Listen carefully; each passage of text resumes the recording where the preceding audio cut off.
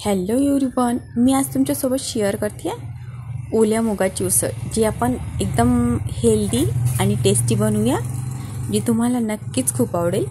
चला तर मग बनवूया एकदम हेल्दी आणि टेस्टी अशी मुगाची उसळ. मुगाची उसळ बनवण्यासाठी मी ओल्या मुगाच्या शेंगा घेतल्या आहेत. या आपल्या शरीरासाठी खूप फायदेशीर असतात. मूग म्हणलं तर आपल्या शरीराला खूप पोषण देतात. याच्यामध्ये भरपूर प्रमाणात प्रोटीन असतं आणि ओल्या मुगाच्या शेंगाची उसळ एकदमच टेस्टी आणि एकदमच हेल्दी बनते. म्हणजे हेल्दी आहे आपल्या आरोग्यासाठी. तर आपण आता सीझन आहे तर नक्कीच या ओल्या मुगाची उसळ खाल्ली पाहिजे.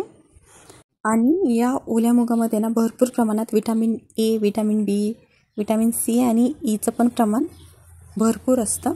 त्यामुळे आपण नक्कीच सीझन असताना आपण या मुगाची उसळ खाल्लीच पाहिजे. चला तर मग आज मस्त अशी हेल्दी उसळ बनवूया आणि एकदम टेस्टी.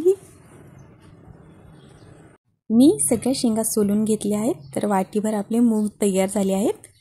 तडका देण्यासाठी मी सगळ्यात पहिलं कढईत घेते 2 चम्मच तेल आणि गॅस मीडियमच ठेवायचा आहे.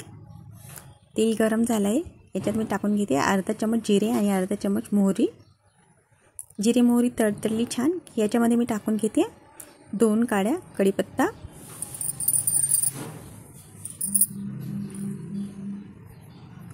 कढीपत्ता पण मस्त फ्राय झाला आहे. आता याच्यामध्ये टाकून घेते मी एक मीडियम साईजचा कांदा मी बारीक कट करून घेतला आहे आणि 2 ते 3 मिरच्या मी बारीक कट केलेल्या आहेत. या आपण मस्त फ्राय करून घेऊ तेलामध्ये. आणि अर्धा चम्मच मीठ. आपण कांदा फ्राय होताना जर मीठ टाकून घेतलं ना, कांदा पटकन फ्राय होतो. तर कांदा मस्त फ्राय करून घेऊ आपण. कांद्याचा कच्चेपणा दूर झाला आहे. आता याच्यात टाकून घेऊ 1 चम्मच लसणचे तुकडे आणि 1 चम्मच अद्रकचे. आपण अद्रक लसणचे जर छोटे छोटे काप करून याच्यामध्ये टाकले ना, मस्त उसळ आपली टेस्टी बनते. पेस्टच्या वेळी आपण उसळ बनवताना लसण आणि अद्रकचे तुकडेच टाकून घ्यायचे. आता याच्यामध्ये मी टाकून घेते अर्धा चम्मच लाल तिखट. तुम्ही तुमच्या आवडीनुसार कमी जास्त तिखट टाकून घेऊ शकता. आणि पाव चम्मच हळदी टाकून घेतली आहे. याला आपण मस्त फ्राय करून घेऊ. आणि आता याच्यामध्ये टाकून घेते मी 1 टोमॅटो मी बारीक कट करून घेतला आहे. हा पण आपण याच्यामध्ये मस्त फ्राय करून घेऊ. आपण टोमॅटो 1.5 ते 2 मिनिट मस्त फ्राय करून घ्यायचा आहे. म्हणजे आपला कांदा अद्रक लसण व्यवस्थित फ्राय होते. आता टोमॅटो मस्त फ्राय झाला आहे. आता याच्यात आपण टाकून घेऊ आपण सोलून घेतलेले मूग. आणि हे आपण मस्त मिक्स करून घेऊ. या टाईपने बनवलेली उसळ खूपच टेस्टी बनते. आणि टेस्टी तर बनतेच, सोबत एकदम हेल्दी अशी ही उसळ, जी आपण लहान मुलांना रोज दिली तर नक्कीच मुलं आवडीनेही खातील आणि हेल्दीही राहतील. तर आता ही उसळ मी 3 ते 4 मिनिट झाकून मस्त याला शिजवून घेऊ. याला थोडंसं कच्चं राहिलं तरी चालतं, कारण आपण ओले मुक्त खातोच.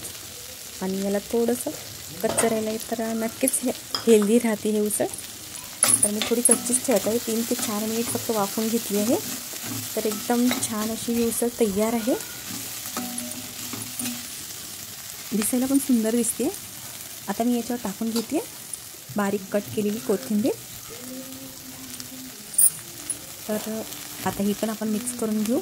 आणि तुम्ही पण नक्कीच ट्राय करा. आत्ता सीझन आहे तोपर्यंत या ओल्या मुगाची उसळ एकदम टेस्टी बनते. ही सगळी उसळ मस्त फ्राय करून घेतली आहे कोथिंबीरसोबत. एकदम छान तयार झाली आहे. तुम्ही पण नक्कीच ट्राय करा एकदा या टाईपने उसळ. आणि तुम्हाला आजची रेसिपी कशी वाटली तेही सांगा. आवडली तर नक्कीच लाईक, शेअर आणि सबस्क्राईब करा. भेटूया पुढच्या रेसिपीसोबत.